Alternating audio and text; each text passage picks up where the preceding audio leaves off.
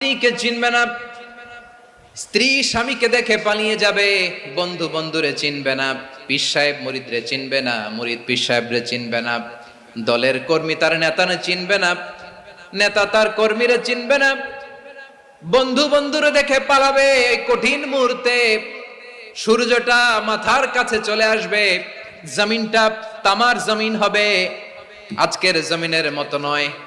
মানুষ ঘর্মাক্ত, ক্লান্ত, শ্রান্ত মাথার মগজগুলো কানের ছিদ্র আর নাকের ছিদ্র দিয়ে বেয়ে বেয়ে পড়বে।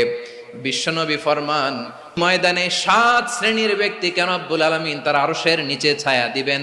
তার মধ্যে প্রথম শ্রেণীর ব্যক্তি হলো ইমামুন আদিল। ইমামুন আদিল, ন্যায়পরায়ণ শাসক, যে ইনসাফের সাথে বিচার করে, যে জাস্টিস সমাজে সার্ভ করে, যে সুশাসন নিশ্চিত করে।